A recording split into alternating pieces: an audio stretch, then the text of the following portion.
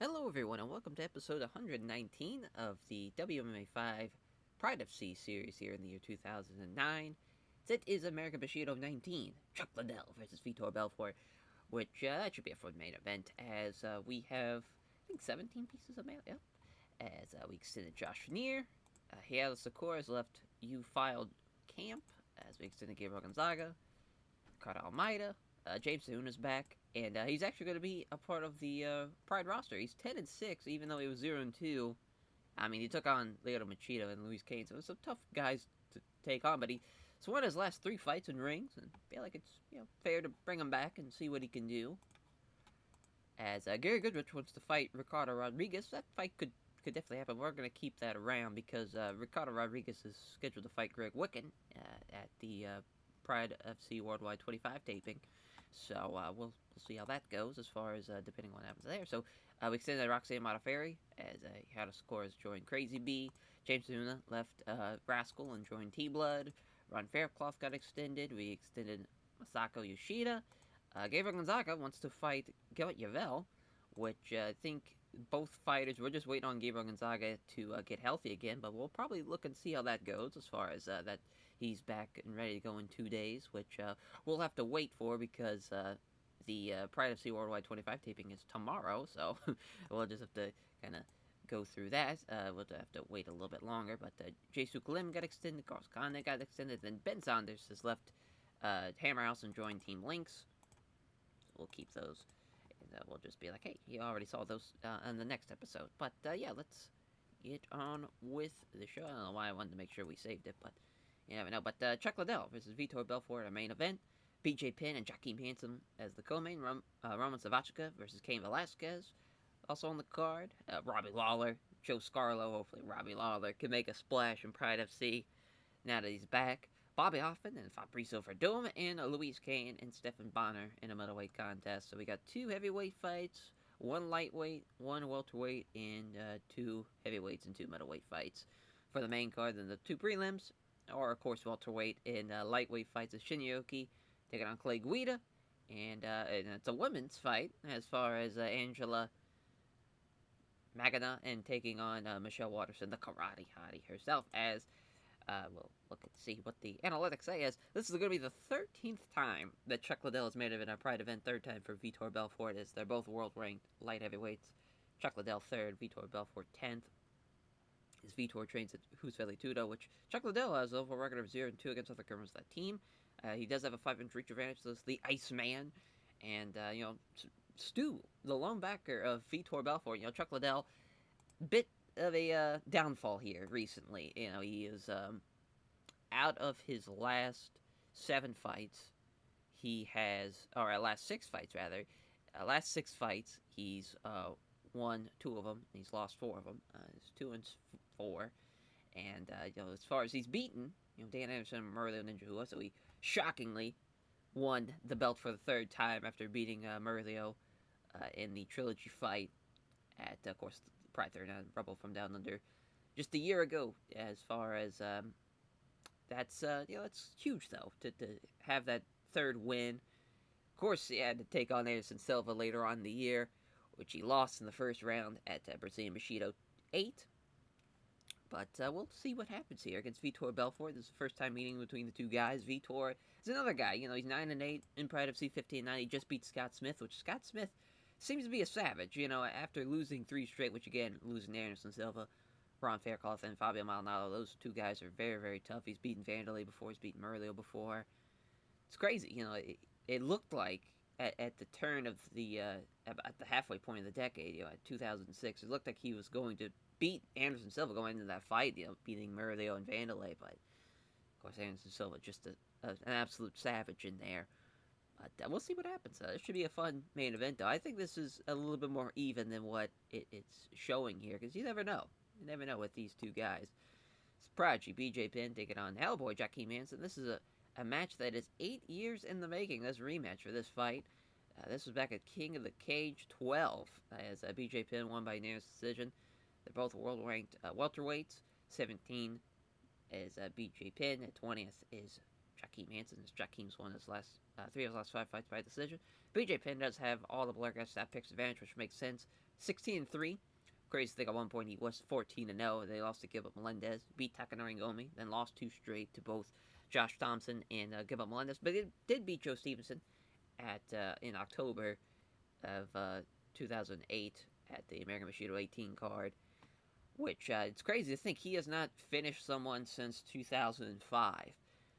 Which is interesting because Jockey Manson, I mean, he is looking to get and that's another guy who hasn't had a win in a while, at least 2007, the Mac Danzig fight, which that was a pretty great fight, him and Mac Danzig, coming from behind there in the third round and getting the rear naked choke just a minute left in the fight, very, very awesome. But it's crazy to think that him and Takanori Gomi, he had the split draw with him, then he had the split decision win over him, so it was a bit of a tough fights for him with Takanori Gomi. Just beat Tetsuji Kato, which that's no small feat. Tetsuji Kato is a savage, and obviously he's able to finish anybody on his back. And it's crazy to think, Jackie Manson, he's faced guys like Josh Thompson and BJ Penn and Joe Stevenson early on in his career, and it's just wild to think that he is now still going strong. He's able to take on someone like BJ Penn still. He's 29 years old, and BJ Penn's 30. So they're just early on in their careers fighting each other now. Basically, a little bit out of BJ Penn's prime, and maybe the same thing for Jockey Manson. They're looking to fight again. So Roman Savachka taking on Cain Velasquez. So, Cain has finished 4 of his last 5 opponents, as Savachka's ranked 14th in the Pride Heavyweight division. Cain Velasquez in the top 25. First time they fought, 5-inch reach advantage for Cain Velasquez. And it's Cain Velasquez. I mean, it's 5-0. I thought for sure he was going to dominate both Gilbert Yvel and Greg Wickett and Hideki Yoshida, and he did not do that at all. It's crazy to think his one first-round finish was against Mark Hunt, of all things. Like, even at Peter Arts, I thought he was going to double a takedown, ground and pound, and it didn't happen until the second round. He has that stamina to be able to kind of withstand punishment for a first round and then turn it up in the second and really dominate somebody there.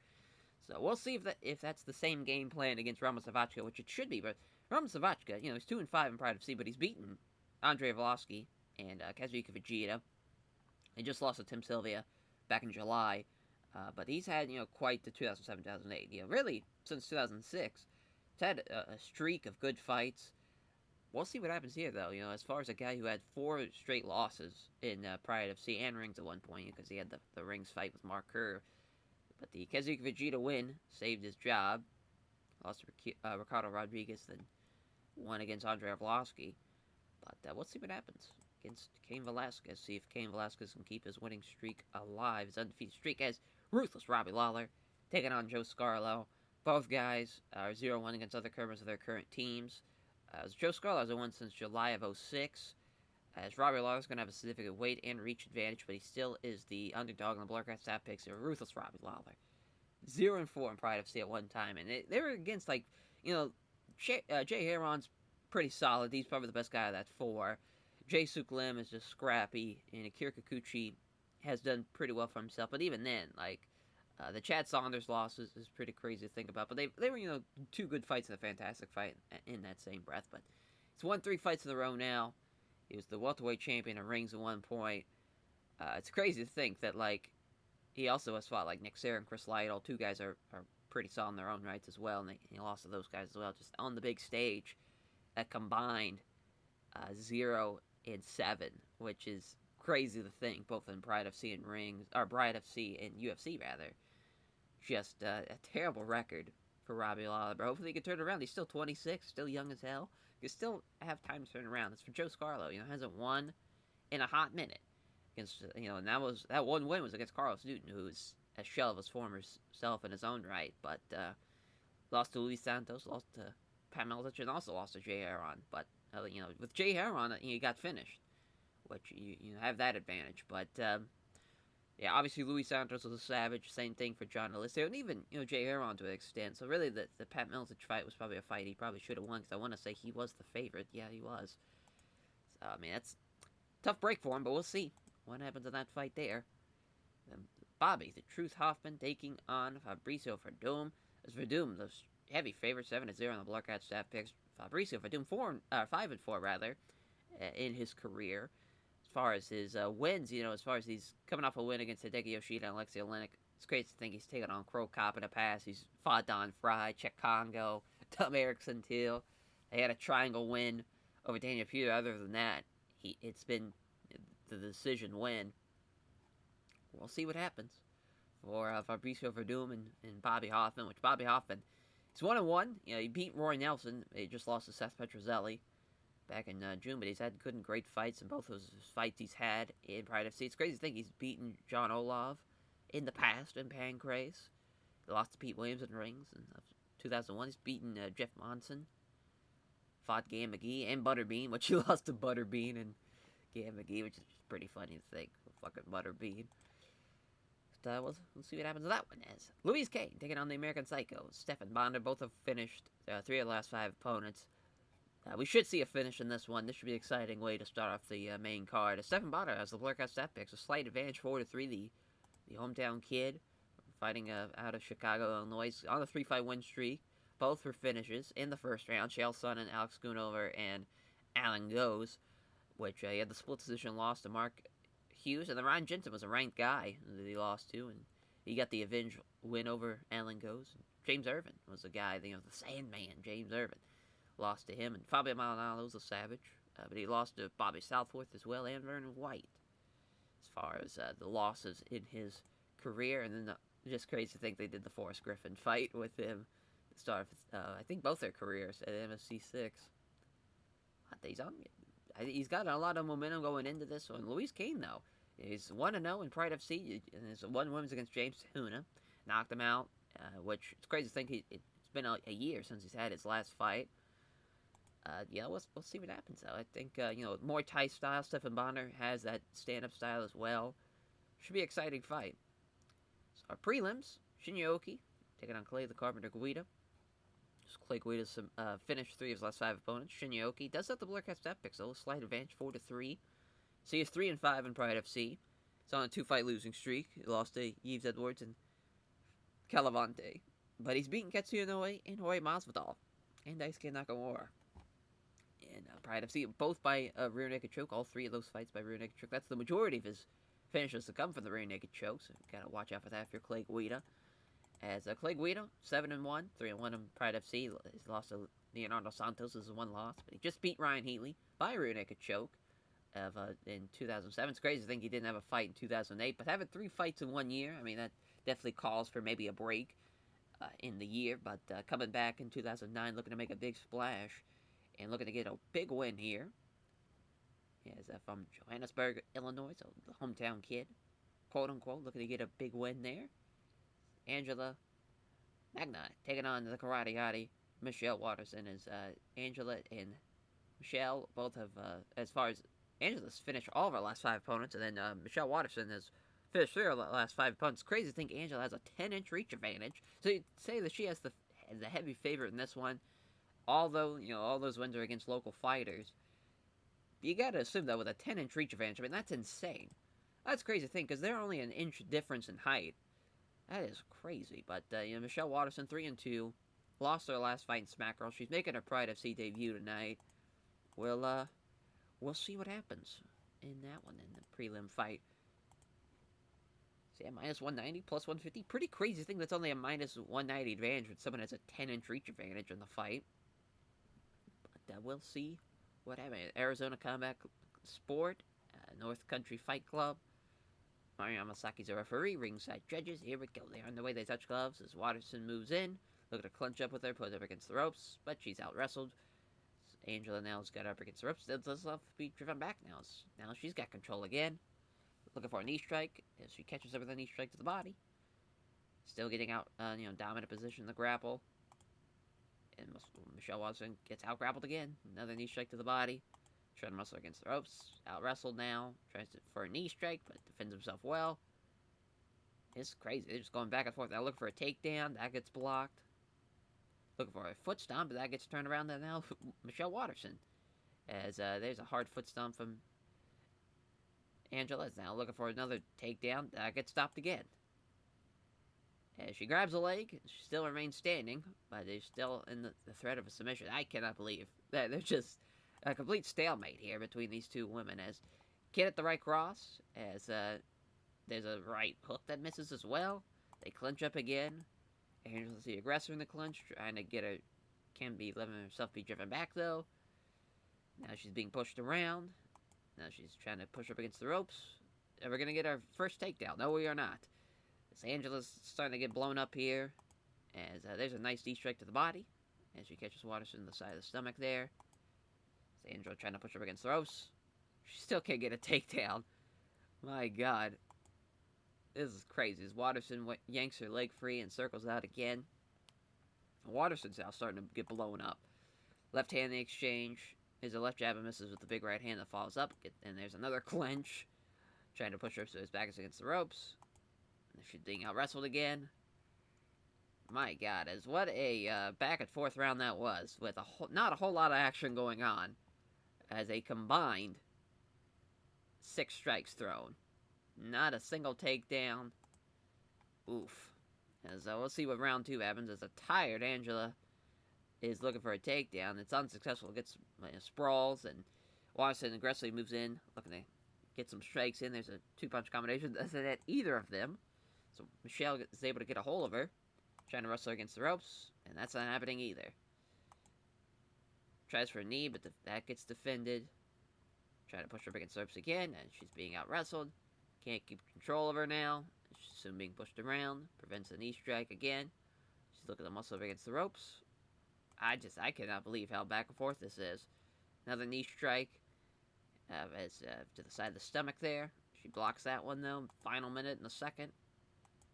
Angela's trying to move her around. Watterson's not going anywhere. As Angela is getting pushed up against the ropes. But she out-wrestles her.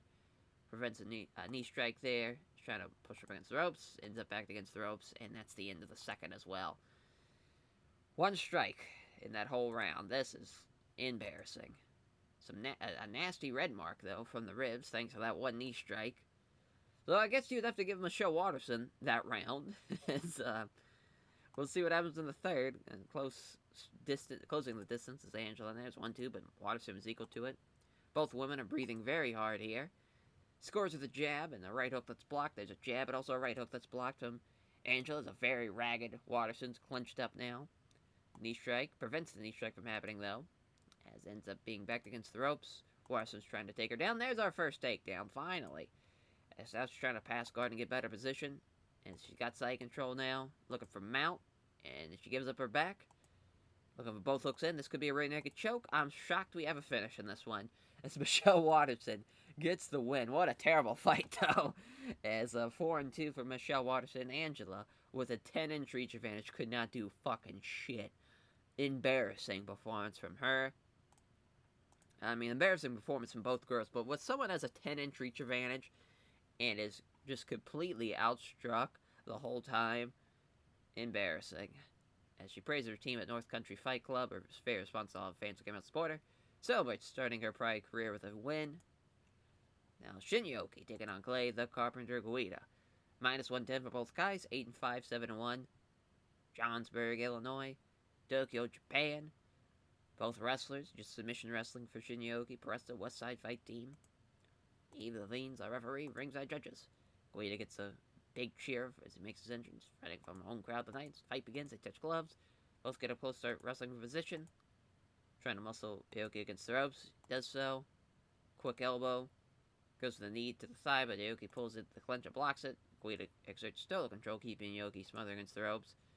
Next 30 seconds, elbow fighters look to avoid leaving in the openings as Aoki is trapped against the ropes. It takes a sharp stomp to the foot there. Drives the knee to the thigh. Shows great control. Aoki pressed against the ropes. Next minute or so sees them hitting each other. Short punches for the body. Like the stalemate period now. Referee separates them, moving in fast. Guida wrestles his dominant position in the clinch. Trying to muscle up against the ropes now. He's out wrestled. Grabs an arm. Tries to pull him down. As he gets sucked into the guard. See what Aoki does from the bottom. Went for the sweep, but the scramble begins. Back to his feet now. As is seeing his opponent about to time in a shoot for the takedown, Guida's able to start a clinch, trying to muscle up against ropes. He can't do it though. Finds himself being out wrestled. Looking for another. Azan defends it well this time though. It doesn't get sucked into the guard. It takes control of the clinch. Looking to get him against the ropes, but Aoki fights it off. He's got him against the ropes finally. There's a glancing elbow strike from the clinch, trying to get a knee strike to the thigh, but Aoki's able to slip out and back to the center we go. Another clinch again. Look at the muscle up against the ropes. Can't do it, though. Aoki defends it well. Aoki isn't going anywhere, though. Using his wrestling skills, Guida's trying to push him against the ropes. Guida manages it and controls Aoki up against the ropes. Trying to use a knee strike there, the thigh, but Aoki's able to block it. Tries with the elbow, but he wrestles free, and back to the center we go.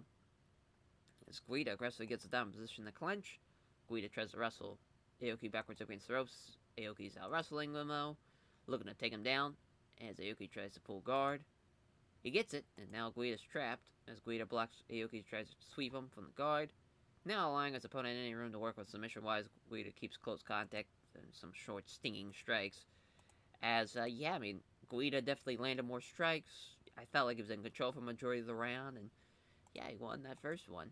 Round 2, now they come together in the clinch. Guida's the aggressor, trying to push him against the ropes. He does so. Knee strike to the thigh, a couple of knee strikes to the thigh, now just one above the hip. Trying to go for another one, but that gets blocked. Looking for an elbow strike, but Aoki pulls clear. And now as Aoki's looking to step in and shoot, but Guida again is fast and clinches up with him. As Aoki wrestles himself into the opposite position now, let's see if he tries to suck him back into the guard. That gets blocked again. Halfway point, tries to get him up against the ropes. He does so, throws a knee strike, but Aoki prevents that using his wrestling. There's a few punches to the ribs from Aoki. Hard foot stomp now. Again, Aoki's able to pull clear and circle out. Guida's starting to slow down a little bit. Seeing his opponent about to shoot in, Guida times it well and starts moving in for a clinch. Looking for a trip. That gets blocked. There's a knee strike to the body. As gets out wrestled, though. Looking for a suplex. That gets stopped. That's the end of the second. So great round again from Guida, as he stops it every time. As far as the takedowns, but so did Shin Aoki. Just barely outstruck him, though. It's 5-3. But I think that was enough to get that round again for Clay Guida. Final round now was Shin Aoki's going to look for a finish if he's going to want to win this one. Get up close and in the clinch. Guida's in the aggressor in the clinch, trying to push him back. He does so. They look for a knee strike that gets blocked. There's a knee strike inside his own knee. There's a glancing elbow strike now. Another knee strike inside his own knee. Some knees to the ribs. Knees to the thigh. Few punches to the ribs from Aoki now. Hard stomp on the foot. Trying to throw a knee strike, but again, Aoki waits for him and creates enough space to clear out. Aoki's starting to breathe a little heavier now, as Guida times it well again. Moves in for a clinch. Pushes up against the ropes. He's got him back against the ropes. Knee strike to the thigh. Creates enough space now after the knee strike. And now they hit back into the center. Aoki looking for the takedown. Can't get it, though. That's a good idea, but Guida's hopping in one place, trying to get him against the ropes. Now looking for a suplex. They can't get him down either way. Minute left. Knee strike just above the hip from as Aoki takes that. Looking for a knee strike, but Aoki using wrestling to prevent that. Look for an elbow strike, but again, Aoki pulls out. But that's going to be your winner by unanimous decision. Will be Clay Guida. And that one's a decent little fight. Prelims kind of stunk there. Giving thanks to Clay Guida, praises team of Westside Fight Team. Is very responsive to all fans giving support him. Is naming a local club. Clay Guida invites everyone along to his post-show winner party as to celebrate him winning. Now on to the main card. The American Psycho, Stephan Bonnar, taking on Luis Kane. 6-1, 14-8, minus 190 for Death Clutch Gym. 6'3" American Psycho Stephan Bonnar. This is a Muay Thai background for Luis Kane. This should be an exciting fight, though. I'm super excited to see this one. Yves Levine staying out there, the referee. Stephan Bonnar being in front of a home crowd gets a loud cheer. So here we go. They come forward and engage. There's a flurry of activity, but neither fighter is able to land a telling strike as Kane misses a left jab, but also has the right hand blocked. Tries to kick to the body, but can't get there. Has two commands in the center. They start to strike, missing with the left jab. It also comes short on the body kick as the right hand taking on the gloves.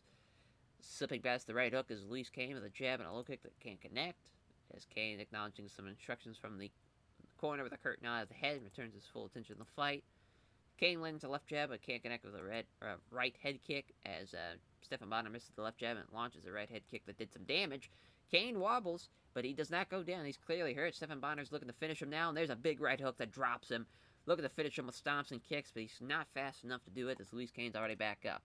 As he, oh my god, another glancing high kick as from Luis Kane there. As he misses the left jab, but scores a glancing blow with a high kick again.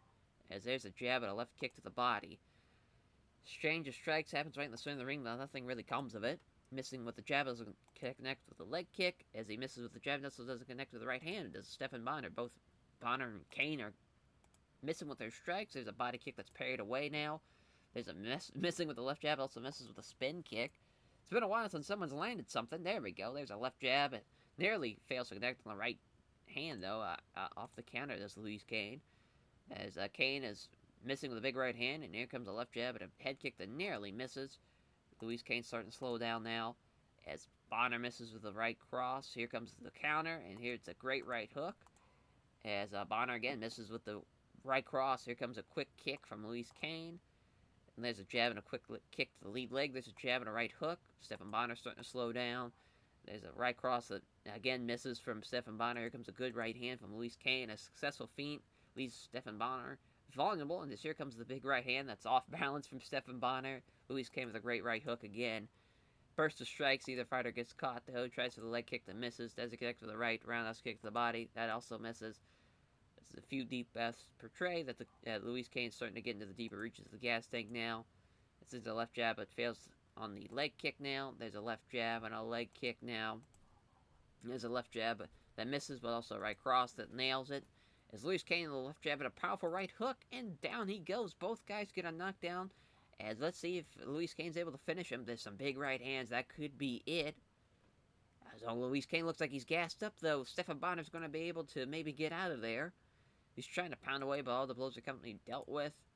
Some small strikes now. Yeah, he's clearly just blown up at this point. Man, what a round. Both guys scored a knockdown. Both guys landed a lot of shots. Definitely Louis Kane landed the most strikes, and I think he did a little bit more damage too. So I'd say he won that round, but that was a great round. Great round. We'll see what happens in the second. As Stephen Bonner comes in with a big right hand, here comes a nice right hook off the counter. As Stephen Bonner slipping past the right hook, and there's a left kick to the rib cage now. Stephen Bonner's starting to get into the gas tank now. The deeper levels of that gas tank, and there's a kick to the lead leg. There's a jab and also a kick to the lead leg from Stephen Bonner. As both fighters are just shattered at this point. Both have been knocked down. They've been through a war so far. He's trying to move him backwards up against a clinch. He does so. There's a knee strike just inside his own knee there. There's a knee strike to the thigh. As looking for a knee strike to the rib cage. As he does so, as he's looking for a knee strike to the thigh, as Bonner seizes that chance, creates some space, and separate now. 2 minutes left in the second. There's a right hand taken on the gloves. So left jab rather, that misses, and also can't hit the right cross. Stephen Bonner's doesn't have much left in the tank here. Halfway point in the second, Stephen Bonner glances his corner, gets a few words of encouragement. As Louis Kane dodges the right hand and counterattacks a clean right hand. As nothing really comes of it now. Minute left. See if someone can land a big shot here. Both fighters look spin. They fall into a close range clinch here, looking to try and take him down. Doesn't work. Those Kane blocks and takes control of it. 30 seconds out. Louis Kane looking for maybe a takedown. That also gets stopped. That was a pretty back and forth round. Louis Kane had 3 more strikes. I guess you'd have to give the advantage to him because literally both guys did about the same, and that's a tough one to judge, really, to be honest. But final round now. Both fighters go toe-to-toe with strikes, flurries in without really any damaging strikes. They both are ragged now, fall into a clinch. Both guys are kind of not, getting the better of the clinch here. As Louis Kane's totally gassed. Stephen Bonner looking for a takedown. He can't take him down either way. Stephen Bonner doesn't have a lot left to give either way. Stephen Bonner again can't get the takedown. As we're back to our standoff now. 3 minutes left. Stephen Bonner with a left hook. It's a left jab, but misses the right hook to Louis Kane. As Kane looking to push him against the ropes, he does so.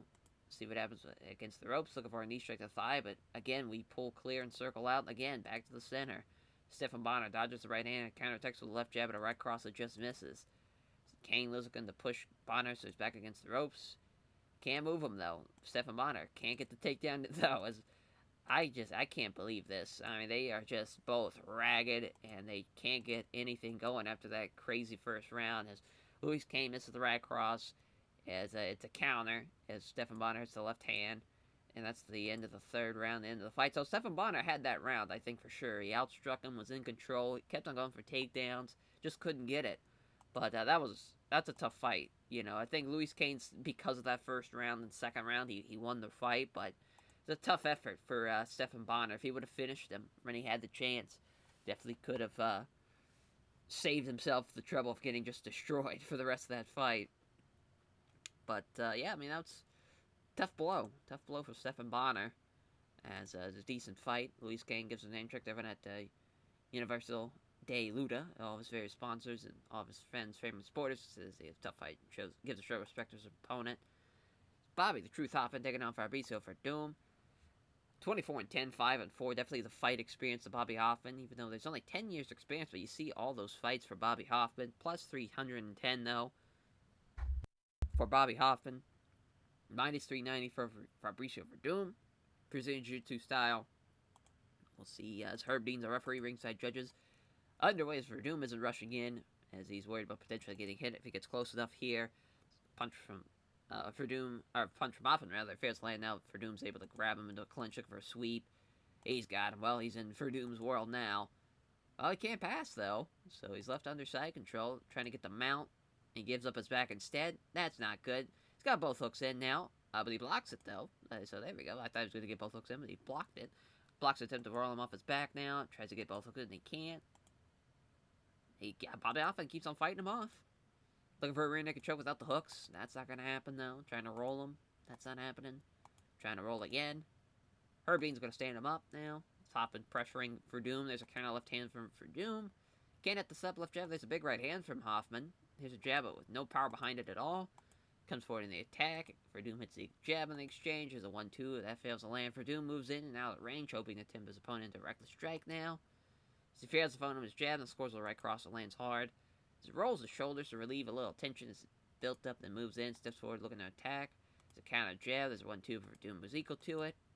A big right hand, but Hoffman can't hit the right cross. They stand and trade in the center of the ring, but neither fighter can land a good shot. As two fighters engage with strikes, but nothing significant lands.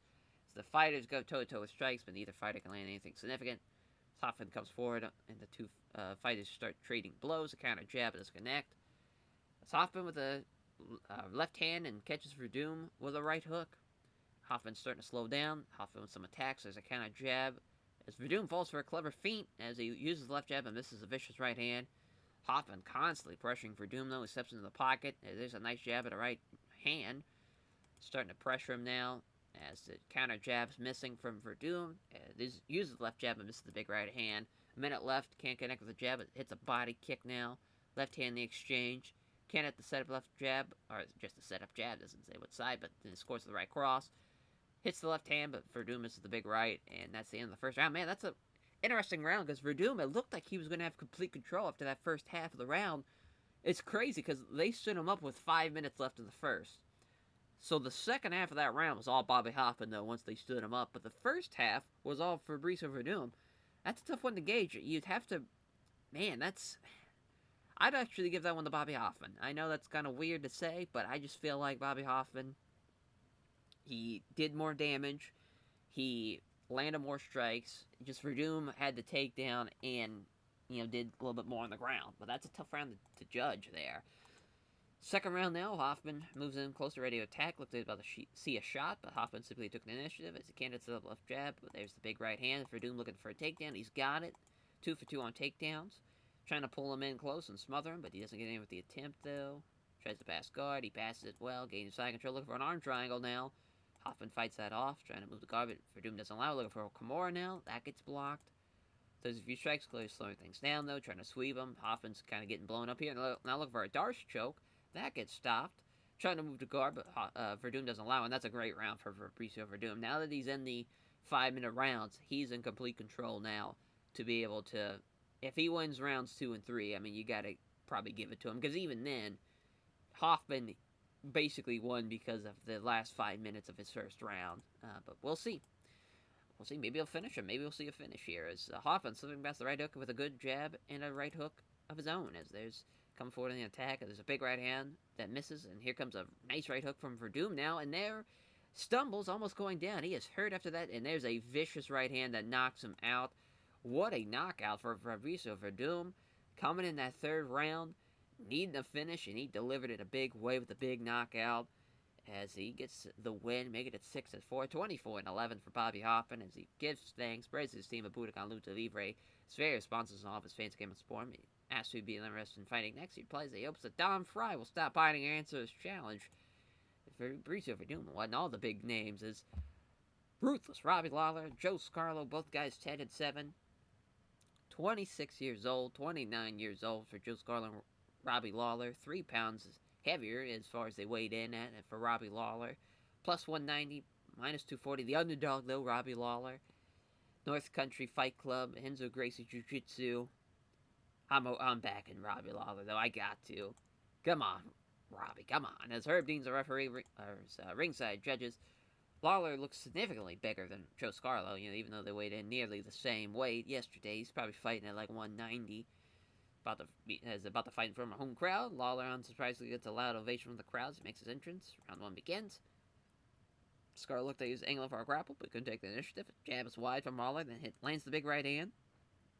Tentative weak jab from Scarlo. There's a left jab, but Scarlo avoids the big right. There's a left hand and the big right hand to the body now.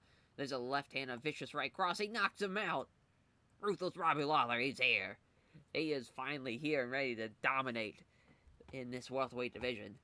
As he beats Joe Scarlo in a minute in the first round. Great win there. 11-7. Joe Scarlo, that will be now, 4 in a row. Yeah, he's done. He's going down the rings after that one. So giving thanks, Robbie Lawler praised his team at North Country Fight Club as very responsive to all the fans that came out to support him. For our next one, Roman Savachka, Cain Velasquez, 23-14, 5-0.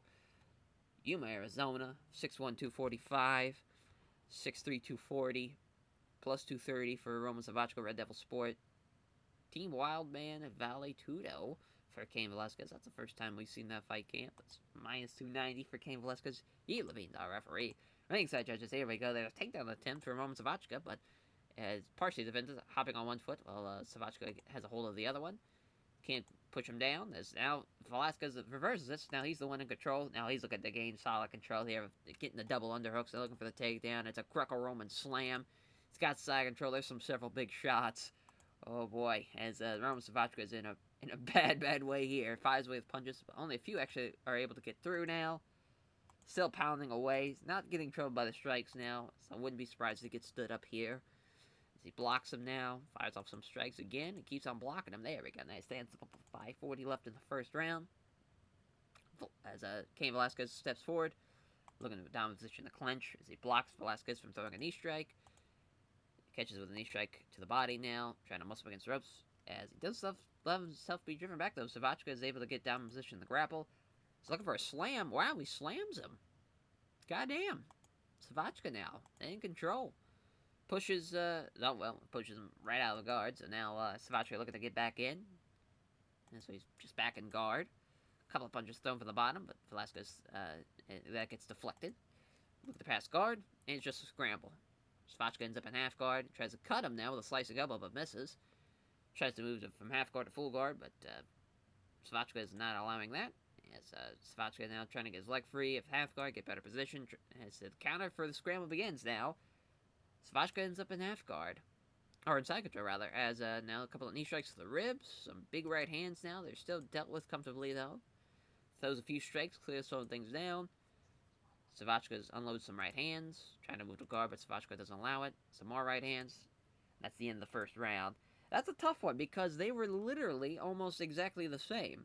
Much like kind of the previous Verdum-Hoffman fight, where you had a guy have control for the first 5, but then the last 5, the other guy has good advantage. I mean, that's a tough one to gauge, for sure. Savachka did a little bit better passing on the ground, but that's a tough one to gauge, for sure. Second round. Savachka, again, starting off looking for a takedown. Oh, that could be it. Yep, knocked him out. Sprawled through the knee, knocked him out cold.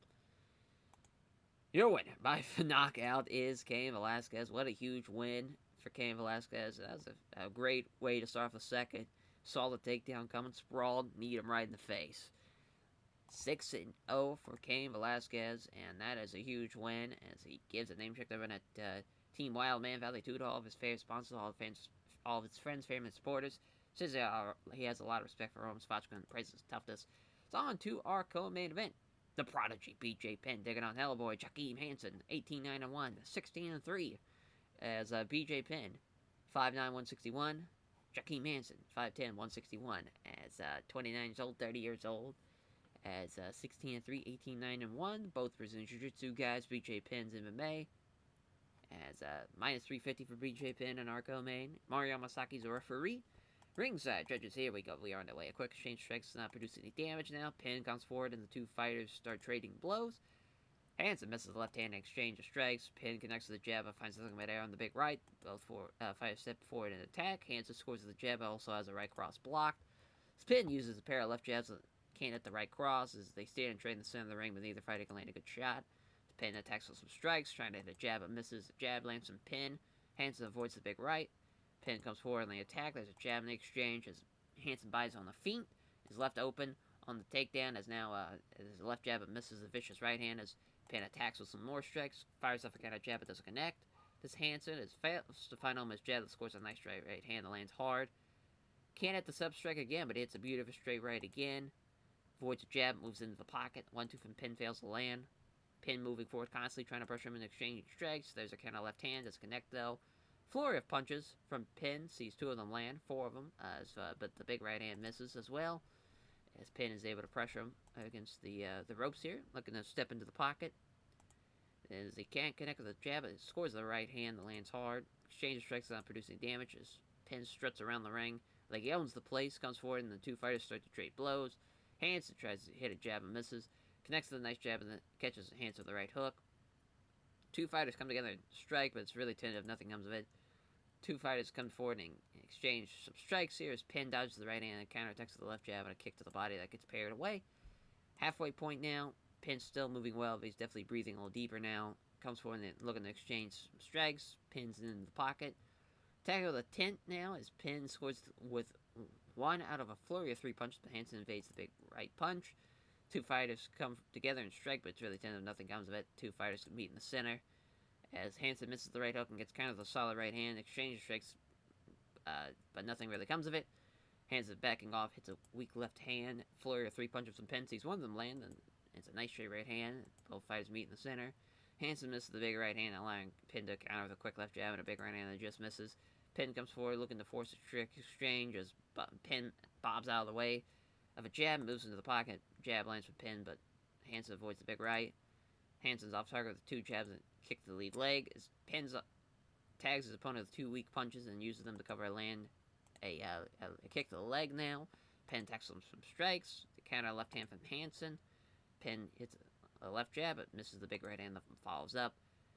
A minute left in the first now. They come together and exchange strikes. The right hand's blocked. The punches shows off a great guard here from BJ Penn as he absorbs the 2-punch flurry. Penn's starting to slow down now as Penn slips past the right hook and attacks with a pair of jabs, followed by a right hook that's avoided by the last possible second to end out the round. Yeah, I mean, BJ Penn really opened him up there in the first round. Landed a couple of powerful shots, too, and just outstruck him. Jockey Manson's got a lot to work with. You know, he's definitely the underdog for a reason.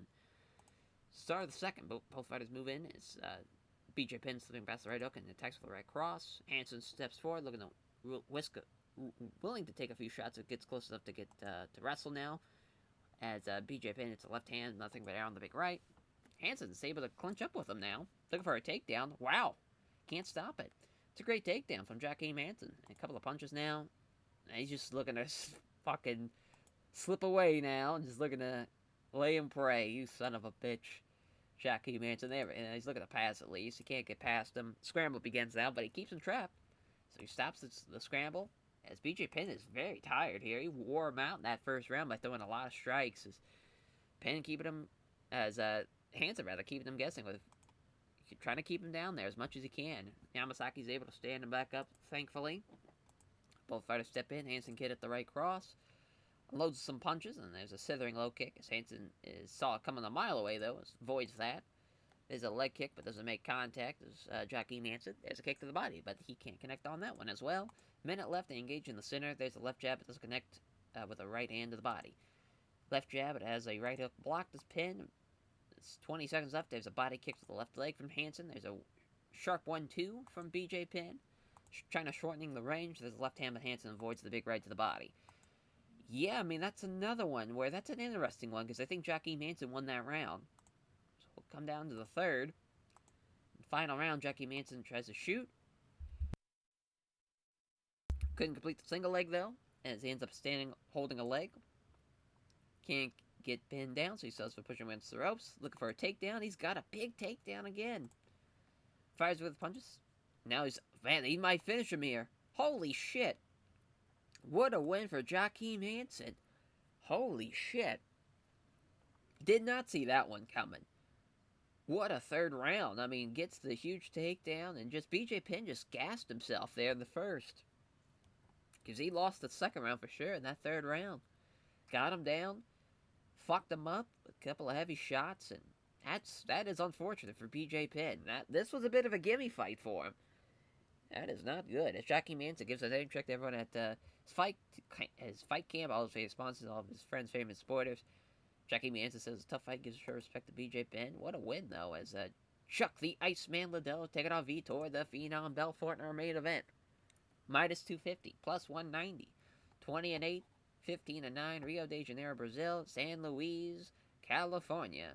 6'2", 205, 6'2", 205. As Hawaiian Gimbo style, of course, for Chuck Liddell. Brazilian Jiu-Jitsu boxing background for Vitor Belfort. I mean, Chuck doesn't have a lot left to give. You know, he's 39.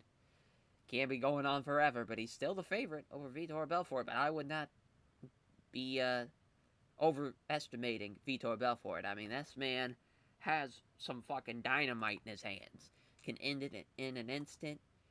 Mario Yamasaki staying out there for our main event. Here we go. There's no touch of gloves from neither fighter even attempted to do it. They hate each other. Here, Vitor steps in. Doesn't connect with the left hand thanks to great head movement from Chuck. Tries for the right hook but misses. Stands ready for the counter. There's a left jab and a right cross. There's a massive left hook on the jaw from Vitor Belfort. He rocks Chuck Liddell. Knocks him down. Looking for a victory here. Couple of left hands. Couple of heavy shots laid through a rock Chuck now. He's still hanging in there though somehow. The Iceman hanging on a little bit more. Some more left hands. Chuck's down, hanging in there. 2 minutes into the round. Vitor still in control. Blocks it into full guard. Fires away with punches. Chuck's able to take the undue damage now. Mario Yamasaki's going to stand him up. Wise decision there. As the left hook's blocked from Vitor. Chuck Liddell can't hit the right cross. He stepped in, all the way watched in by Vitor. Or from Chuck Liddell, rather. Great left hook, though, from Vitor. There's a wicked right head kick from Chuck, and he knocks down Vitor Belfort. Is he going to finish him now? Heavy shot after heavy shot. He does. Holy shit. What a win from Chuck Liddell. What a comeback. After getting him knocked down early on in the first round, the 2 minutes into the second round, able to bounce back and get a right head kick and finish Vitor Belfort on the ground. What a fight, though. What a main and co-main, though, as he gives thanks to everyone at the pit, his various sponsors, and all the fans who came and support him, naming the local club. Chuck Liddell invites everyone along to his post-show winning party to celebrate his win with him. As, yeah, I mean, that was a hell of a card, to be honest. Just really, the prelim kind of sucked. Other than that, tremendous. We had 5 finishes after the decision win, which even then, Luis Kane and Stephen Bonner was a pretty solid, great, first round. They just got gassed up, but that was exciting, though. That was a lot of fun. 13,000 in attendance, too. I was hoping for a better critical rating, but we'll gladly take that card, though. That was awesome. Hell yeah. As, yeah, I mean, we're going to give a performance bonus for Joaquin Manson for sure. Give one for Cain Velasquez as well. And give one to Robbie Lawler. Yeah. So I think that's fair. I think that is definitely fair. Still made $8 million. That is crazy. A lot of guys made over 100,000. I can't believe Michelle Watterson made that much. That's pretty crazy. BJ Penn only made $50,000. That's unfortunate. He should have definitely made more than half those guys. In girl, in Michelle Watterson's case. But obviously the performance bonus there for Robbie Lawler, and that's awesome though. What a show. So a Pancrase card. Who cares about the Pancrase card? As thank you all for watching. As we'll catch you guys next time for the Pride FC Worldwide card. Take care, everyone.